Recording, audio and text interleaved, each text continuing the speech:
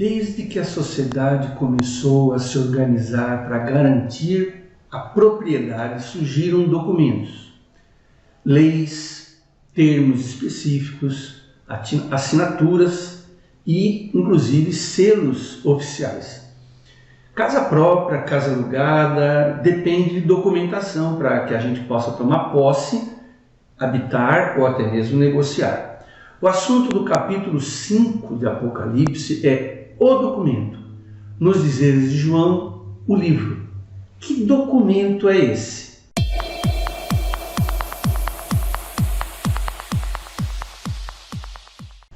Eu sou o pastor Sérgio Marcos, esse é mais um vídeo da Vida em Cristo. Inscreva-se no nosso canal, curta a nossa página no Facebook, compartilhe com amigos, com o pessoal da igreja.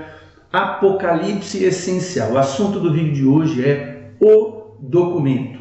Eu quero começar lendo Apocalipse capítulo 5, versículo 1. Então vi na mão direita daquele que está sentado no trono um livro em forma de rolo escrito de ambos os lados e selado com 7 selos. Todo o capítulo 5 funciona ao redor desse documento.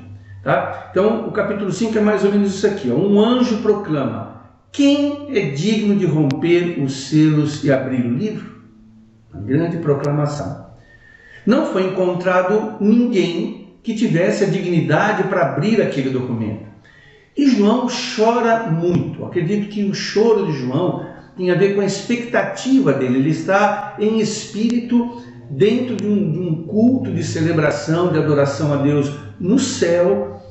Nas mãos de Deus há um livro e ninguém no céu, na terra, debaixo da terra, é encontrado que seja habilitado, que tenha dignidade para abrir aquilo ali. Até que um dos anciãos, um daqueles 24 anciãos, se aproximou dele e disse assim: olha, não chores. E aí então surge aquele que é merecedor de abrir o documento e o seu conteúdo então é revelado. Nós vamos ver isso ao longo dos próximos vídeos. Então inicia-se mais uma vez um culto de adoração, agora incluindo o Cordeiro Jesus Cristo. Isso é a suma do capítulo 5, né? Que documento é esse?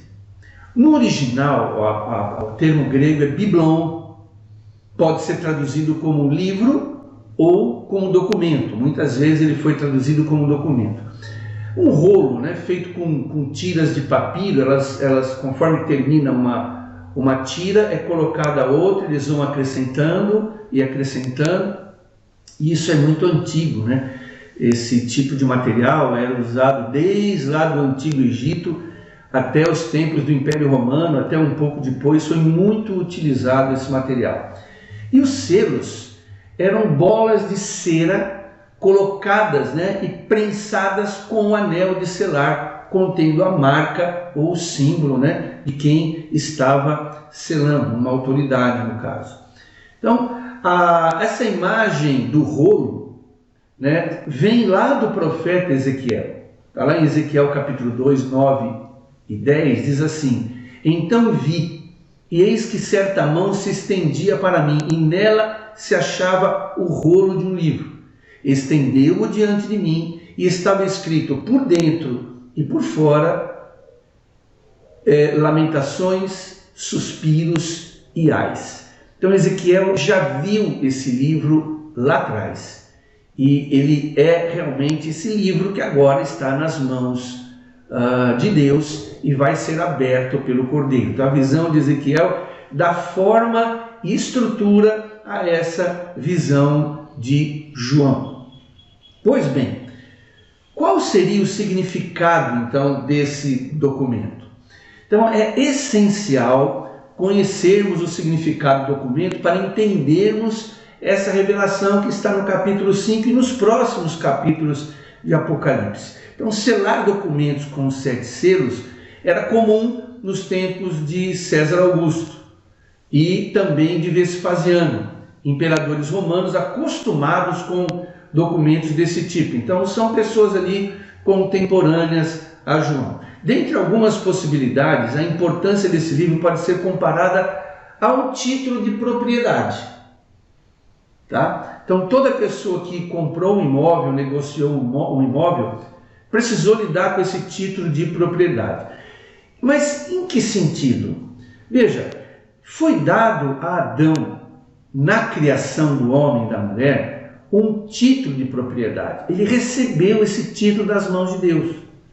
Isso está registrado lá em Gênesis capítulo 1, versículo 27 e 28. Preste bem atenção. Criou Deus o homem à sua imagem. A imagem de Deus o criou. Homem e mulher os criou. Deus os abençoou e lhes disse: sejam férteis, multipliquem-se, encham, subjuguem a terra, dominem sobre os peixes do mar, sobre as aves do céu e sobre todos os animais que se movem na terra. Há duas palavras aqui nesse versículo que permite com que a gente encare esse texto como um título de propriedade. As palavras são kabash e radá. Kabash significa subjugar, dominar, e radá, governar e submeter. Então, o que aconteceu na criação foi que Deus, que criou o homem à sua imagem e semelhança, lhe confiou um título de propriedade que foi usurpado por Satanás, por consentimento do homem ao desobedecer a Deus. Então, o conteúdo desse documento, o que tem dentro dele? Surge então a pergunta inevitável: qual o conteúdo, o que ele apresenta, o que contém nesse livro? Além de um título de propriedade que foi reconquistado por Jesus, existe também uma agenda celestial com o propósito final da história da redenção. Nós também vamos ver isso nos próximos vídeos. O importante é que esse título agora passa às mãos de quem possui todo o direito, que é o Cordeiro de Deus, Jesus Cristo. Resumindo tudo isso, esse rolo que Jesus é digno de abrir, ele é um título de propriedade recuperado por Jesus. Ele foi usurpado pelo diabo através do pecado do homem, e agora em Apocalipse capítulo 5 nós vemos Cristo recebendo das mãos de Deus aquele documento de propriedade, agora acrescentado com as lamentações, suspiros e ais que nós vamos ver ao longo dos vídeos nessa série Apocalipse Essencial. Pois bem, o que é essencial aqui? Muita gente pensa que a história ela é cíclica, mas ela não é. A história da humanidade não é cíclica.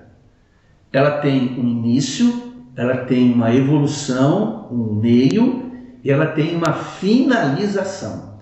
Por mais caótica que as coisas pareçam estar, e por mais repetitivas que elas pareçam ser, confie, porque Deus está reservando o melhor para o seu povo. Você é povo de Deus?